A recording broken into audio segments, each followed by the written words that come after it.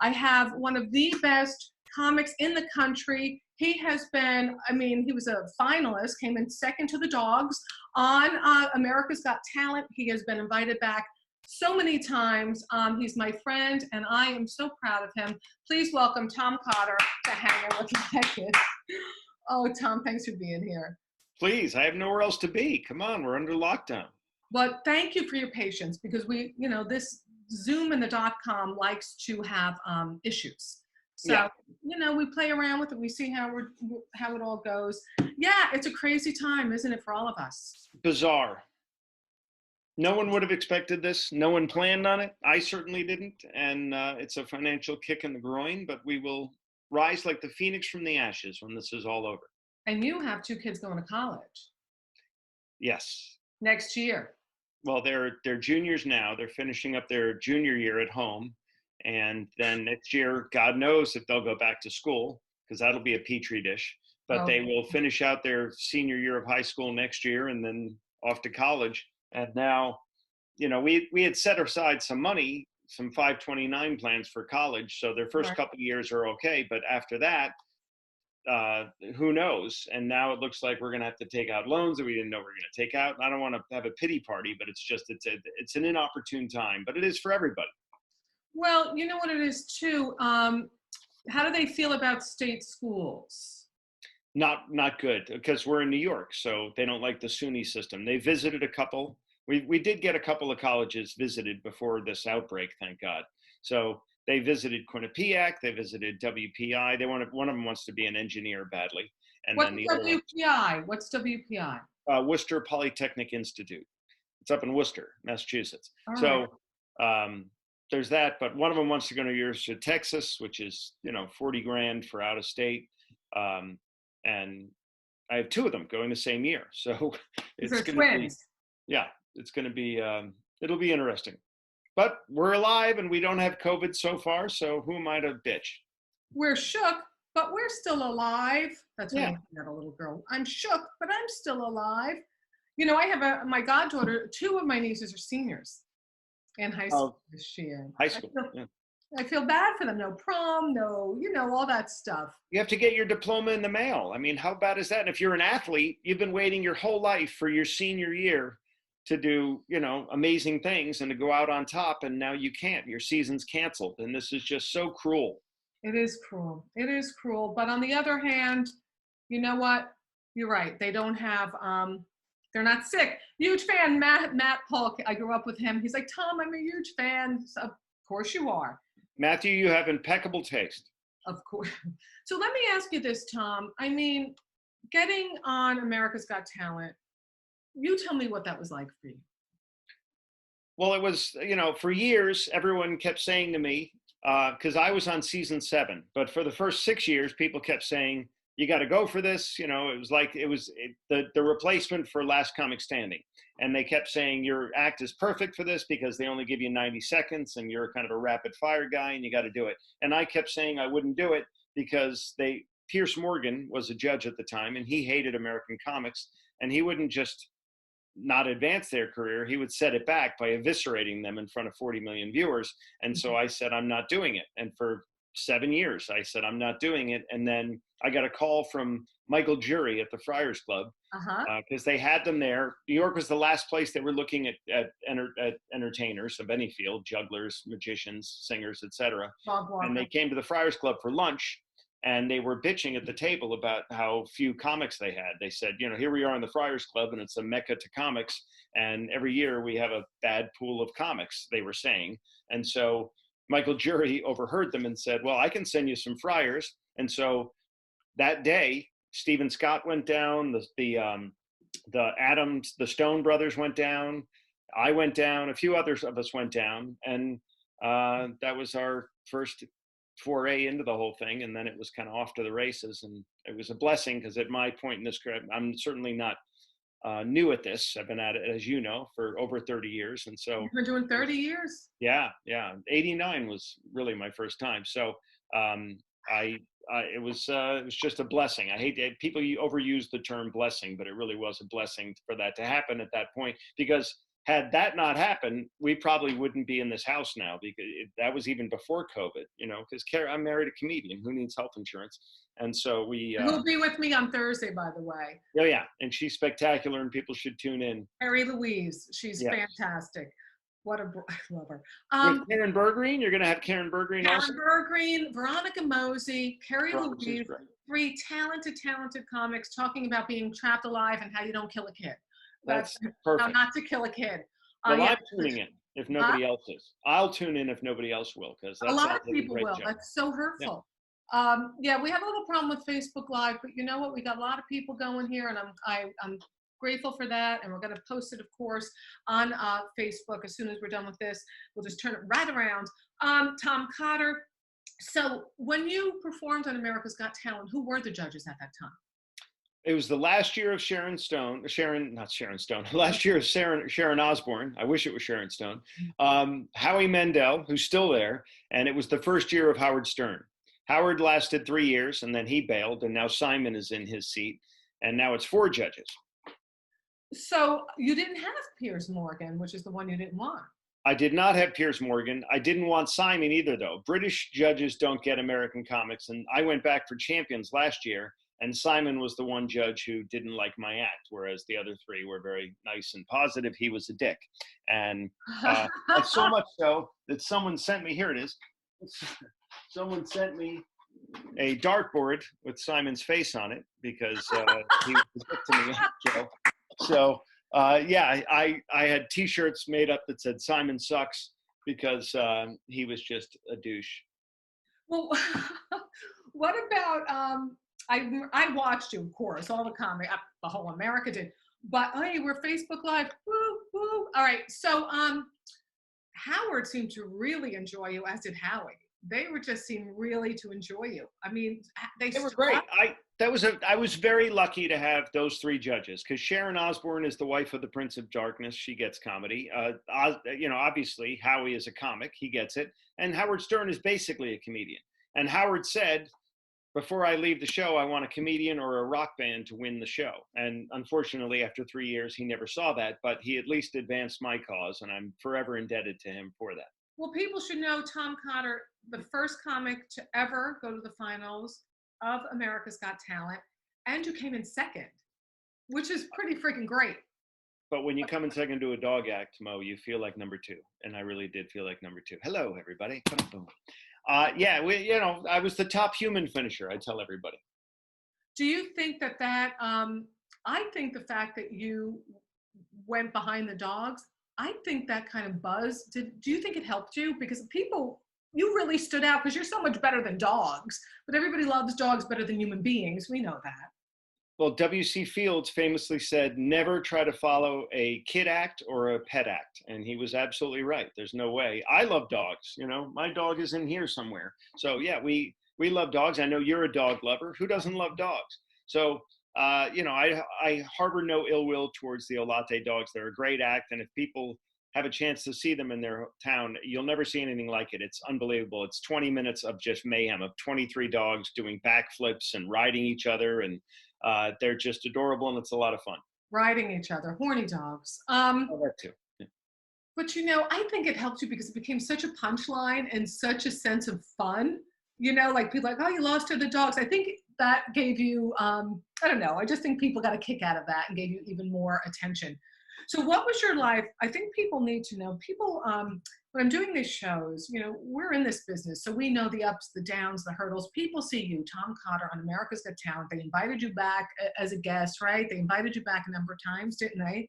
Yeah, I came back the next year to host the Snapple viewing party, and then I did a guest set on the show, another episode, and then I came back for Champions. And every year, the comics who are on seem to reach out to me to say, ask me about the contract and everything else, and I'm happy to help out in any way, shape, or form that I can, because I've had some good friends get on the show. But the show is so weird now, Maureen. Carrie and I call it America's Got Problems, because you really need to have some kind of, sob story, or they won't advance you. The finalists 2 years ago were a girl who was in a plane crash, the only survivor of a plane crash, burns all over her body. The other girl had her father diagnosed with cancer on episode 1, and he was dead by episode 4. And you had a girl who lost her hearing, and she was a singer. So it was all these really, you couldn't watch it without a box of tissues. It's all these sob stories. And so I got in before the sad part, I think. I was It's lucky. a shame. Could you have made something up, Tom? Yeah, I would have. I'm a whore, and I would have done that if that would have advanced my cause, but I didn't need to, thank God. I think my sob story was they felt bad. I was a middle-aged guy with kids, and I was trying to make a living as a comic, which is sad in and of itself. I want people to understand, because a lot of comics, like, I mean, I don't have the kind of success you do on that national platform, but, people you go to high school with or used to work with are like, oh my God, it's all happening. Look at you. And they don't understand the city clubs pay $25 a set. Like, they don't know that. If you went to a city club at Caroline's right now with a comic strip, how much would you make on a weekend? Yeah, 25, $30, something like that. You don't make, I Which mean, I pay that just coming over the bridge and in, parking and cab fare if you're going to go between clubs. So yeah, you make no money doing that. that's true. And we make our money on private gigs and theaters or having a national exposure like you did. That's what really makes it happen for us. So tell me what your life was before and after. I want people to understand what a big deal it is to get some national recognition. As talented as you are, what was your life pre America's Got Talent? You know, we were paying the bills. I married a comedian. That's not easy. Most comics marry civilians, someone with a 401k or a health insurance, things like Yeah, that. health insurance. So we took the road less traveled. And so I really stepped in leprechaun poop by getting on that show, because up until then, it was, it's all C's. We talk about colleges, cruise ships, casinos, comedy clubs, and country clubs. And colleges and corporate gigs pay the most. They have the deepest pockets, the biggest budgets. And so you want to do those as much as you can. But to your point, you don't make any money working at a club in the city. You just don't. You do it for the exposure, et cetera. So New York taxes are high. We have 3 kids. That's not cheap. So I was making it to a degree. I was paying my bills, but I certainly wasn't a squirrel stashing away nuts. And so thank God we got the show, and that changed things. It was really a financial boom more than anything else for us. Boom comparatively. I'm Yeah. still hurting like everyone else is right now, but I get to ride that. When you do that show, you're the flavor of the month. You're suddenly kind of on the top of everyone's Rolodex. So if they need a juggler, they take the juggler from AGT. If they need a magician, they take the magician from AGT. And if they need a comic, I was lucky to be that guy for a while. And we've kept those balls in the air somehow. I don't know how, Well, but that's how it changed. and that's what people need to understand, is that once you get a hit like that, you're going to get hired at theaters and country clubs at a lot more money than they would have ever paid you prior to that. You have street cred in a way you didn't have before. And speaking of making money, hold on, this is my bell. Look at this. Am I in? Ding, ding. This is my bell. I'm sorry, commercial break. I want to let you folks know tomorrow, Vic DiPotetto will be with me. Bread and Milk Guy and beyond. That's what started it for him. We'll talk about that. On Monday next week, Jessica Kirsten, she'll be joining me. She just had a big special. I think it was on HBO or Showtime. HBO. And Bobby Collins next week. And who else? We have a ton of great guests. Kelly Carlin. We haven't set up a date, but she agreed to join me today. She is an incredible woman in her own right. What a spirit, what a soul. Growing Up Carlin was her book. She is holding the legacy, keeping the, just what do you call that? The estate when you're managing it, but more than that, honoring her father at the highest level, George Carlin, of course. I just love her because she'll talk about that, but I also have a respect for who she is separate from that, because of course she'll always be identified as the daughter of, but she is Kelly Carlin in and of herself, and I just adore her. We have Your Beautiful Bride on Thursday, kids with Don't Kill Your Kids, and Friday we have Hell Gigs. If you want to support the show, I do this free every day. You don't have to, of course, but some of you have been so generous and have emailed me and reached out. If you would like to support the show, you can go to PayPal at molangan@gmail.com, or you can go to Venmo at molangan. I'm going to put that up at the bottom of the screen, or you can reach out to me afterwards. And I do sell these. I'm a t-shirt salesman, 2 years of graduate school, and I used to make money when I worked at Bloomberg. It doesn't matter. God has a plan. But I sell these t-shirts. Don't make me hate you. because I don't want to hate people. They make me hate them. And you guys, I know we're working out some of the technology here. This is an ongoing thing. And sometimes I find it humiliating, but it's not my fault that Facebook wants to fuck with my head. Um, I mean, I can't. And when I do Can I this, interrupt just to say that I'm honored to be, I mean, the names you just rattled off, Bobby Collins, Jessica Curson, you know, my wife among them, and Vic is on tomorrow. That's what a slew. You really, a coup. That's kudos to you for getting that slate of people. I'm the weak link on that chain, but I'm honored to be in the chain. you're so full of crap, and you know it. You know what it is? That's what I was saying to you before we went on air and before Facebook tried to sabotage me. Um, you know, you're isolated, and I tend to isolate a lot before the virus. You go out on stage, and then I just like to run and hike and be by myself and be in my own head. And you realize during this time, and it actually makes me a tad emotional, that the friends you do have, and the people you have worked with, and the people who are supportive, like yourself coming on, and your wife, and Bobby, and Kelly, and you think, look at my life, what I do have.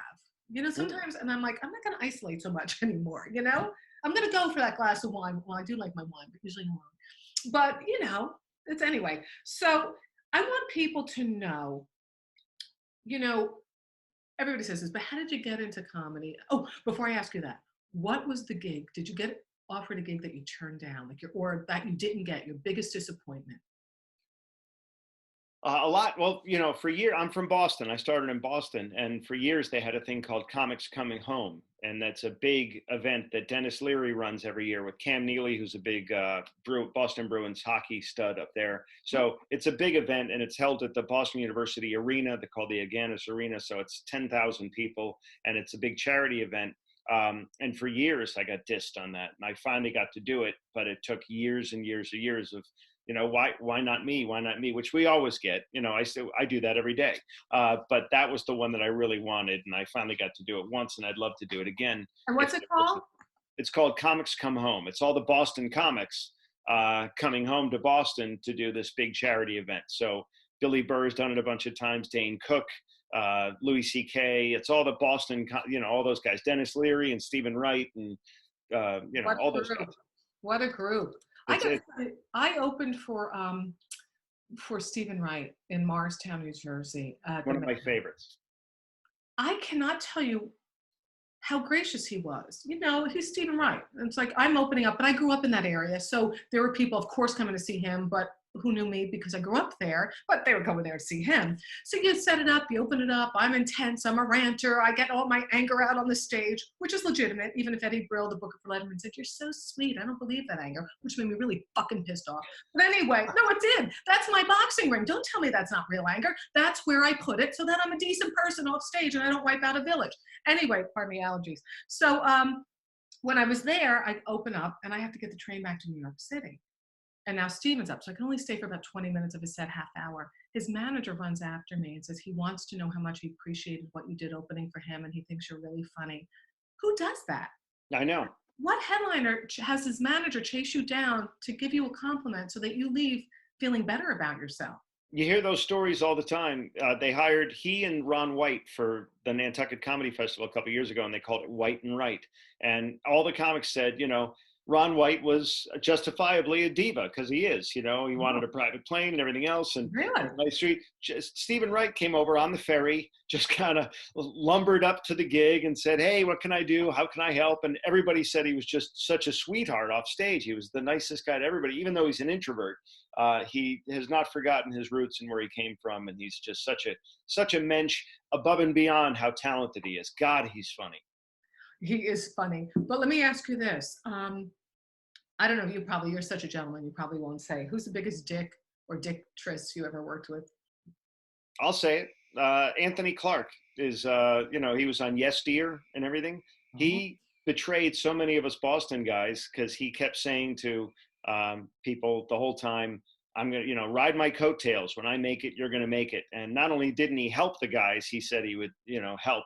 He cock-blocked them. You know, one person got an audition for his show on his own, not with Anthony's help. And Anthony went to the producers and said, he's not right for the show. I don't want him auditioning, and stuff like that. So much so that when a beloved comic in Boston named Kevin Knox passed away, Wow. One of the other, Lenny Clark up on stage and said, Kevin loved everybody except that dick, Anthony Clark. And when he said that at a memorial service, got a standing ovation. So unfortunately, he's in a kind of a shame spiral. He's boozing and stuff, and is no longer welcome at the Improv in LA and everything. And I hope he gets his act together. I'd love for him to go back to the Anthony we all loved, but he's definitely flipped a switch and went from Jekyll to Hyde, and nobody can figure him out now. And he's kind of, It's unfortunate because, I found when I got into comedy, there were people, I mean, it sounds corny, but there were people who I thought were, still are, wanting to be creative, just want to have their voice, just want to actualize their dreams. That's all.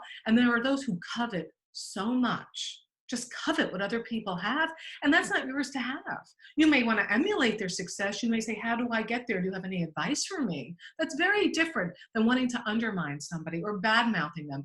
Even if I don't care for a comic personally, professionally, I wouldn't do that. If somebody goes, what do you think of them? I'd say, well, why don't you check out their work and you see if it suits you? That's, I would never, it's not, if you love them, you'd be like, are you freaking kidding me? They're great. But if you're not, you're like, well, I was willing to let all that stuff go. The fact that he was, kind of undermining other guys' acts. But one night he badmouthed me to my wife at the Improv in LA. And Kerry came home and said, what the hell's this all about? And he called me a gay bashing comic because he happens to be in that camp. And I never was, and I don't think I am now. But that's what he said. And he was kind of a train wreck at the end there. But, he goes home and sleeps on a mountain of cash every day from residuals from yesteryear. So he wins in the long run, I suppose.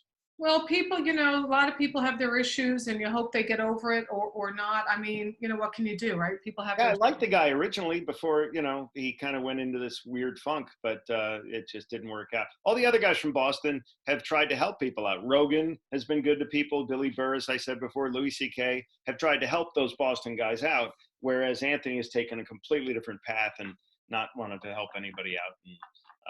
And in fact, done what he could to sabotage people's careers. And it's unfortunate. So what do you want next for yourself? I want to get out of this godforsaken virus. It's fun to say that laughter's the best medicine, but I need the vaccine, because without the vaccine, I saw a poll today saying 75% of Americans won't go to anything that involves an audience, and that's us. So we can't do this for the rest of our lives. We can't do this.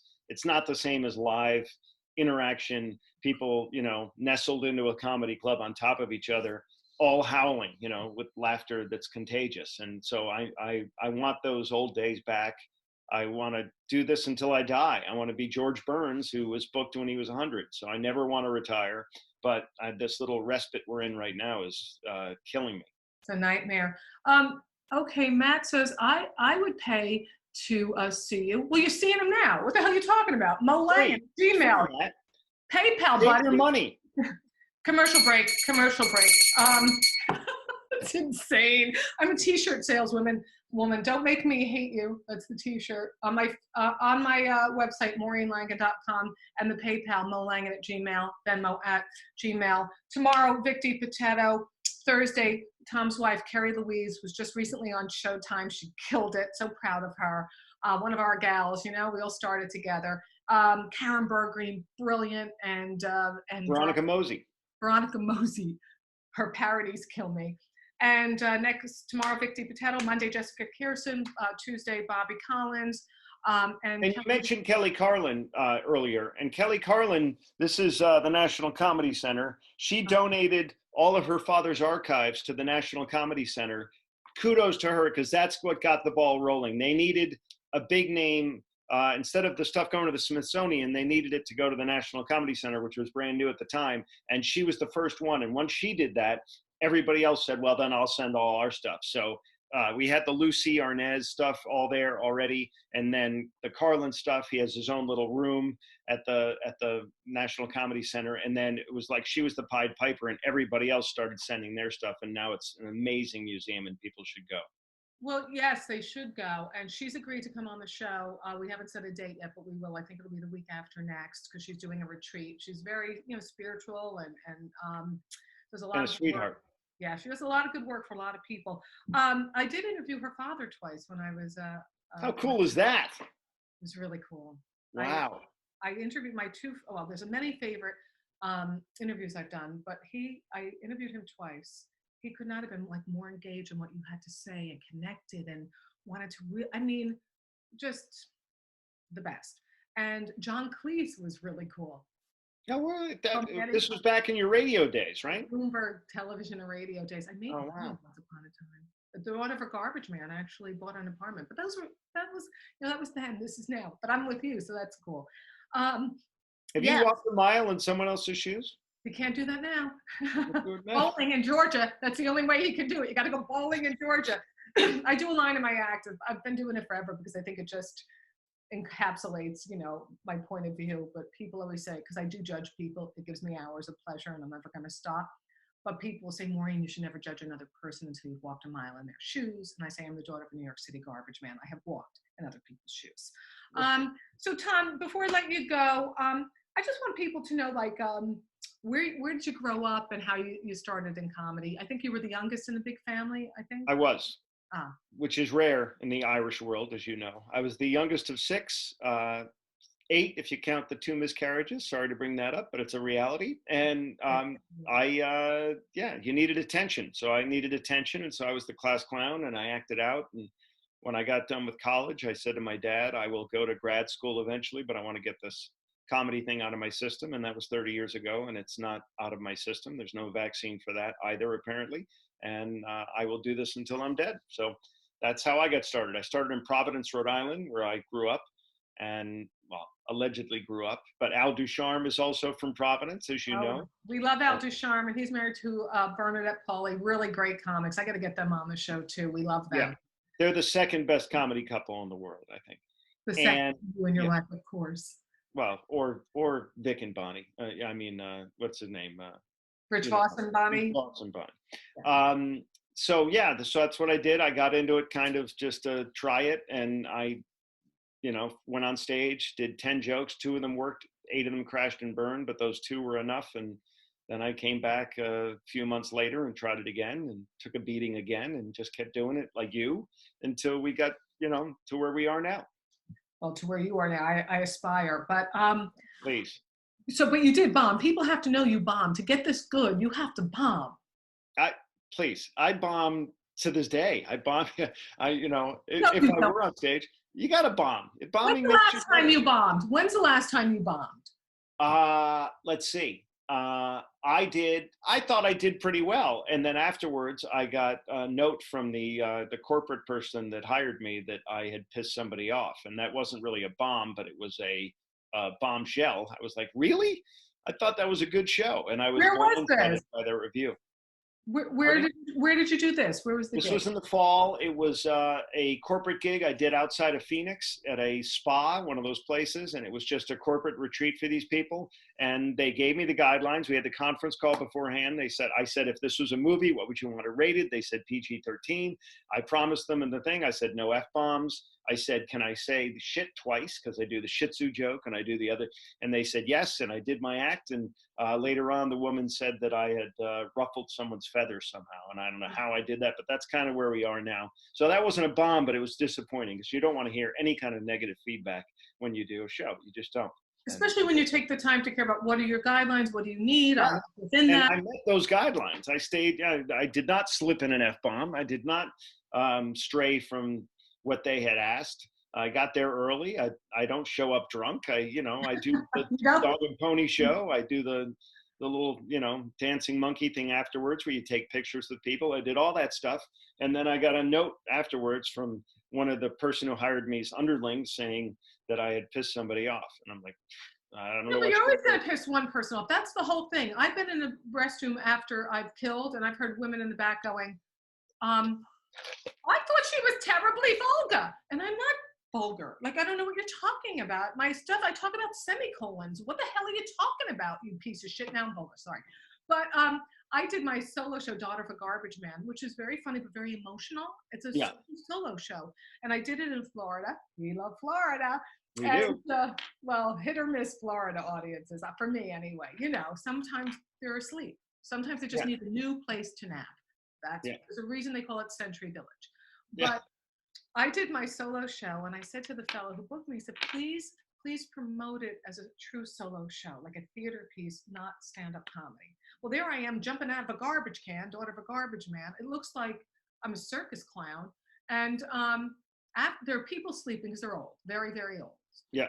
I thought she was very good, but I don't know if this was appropriate for a comedy show. And then I'm doing a solo show, and I'm talking about my father, who's a blend of Archie Bunker, Fred Sanford, and Marlon Brando, the early years, not the fat years.